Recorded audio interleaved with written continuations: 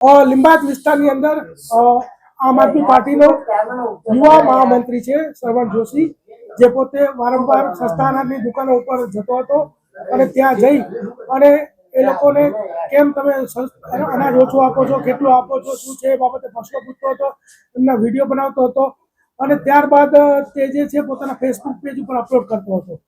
આ સિલસિલો સતત ચાલુ હતો. એ દરમિયાનમાં સંપત ચૌધરીએ આજે સસ્તા અનાજ દુકાનો વાળાનો સંપર્ક કર્યો કે ભાઈ તમારે આ જે વિડીયો બનાવવાની પેલીમાંથી બચવું હોય તો તમારે દર મહિને 25,000 રૂપિયા આપવો પડશે, એવું દુકાને જઈને કહેતો હતો. ત્યારબાદ આ લોકો એસોસિએશન વાળા તૈયાર થયા અને પછી નક્કી કર્યું કે ભાઈ એક સાથે એમ કે આપી દઈએ તમને પૈસા. કેટલા આપવાને 3.5 લાખ રૂપિયા માગ્યા. અને ત્યારબાદ જે નિલેશ મોરે કરીને જે છે એની પાસેથી અને એનો જે બદરી કરીને જે વચ્ચેથી હતો જે આ લોકોનો જ માણસ હતો કે જે સસ્તા અનાજની દુકાન વાળાનો, અને એની પાસેથી આ લોકોએ લાખ રૂપિયા લીધા હતા ને બીજા ભવિષ્યમાં લેવાની એ લોકોની ડીલ થઈ હતી. તો ત્યારબાદ સસ્તા અનાજની દુકાનવાળા લિંબાયત પોલીસનો સંપર્ક કરતા 308(2) મુજબ ખંડણીની જે ફરિયાદ છે દાખલ કરવામાં આવી છે.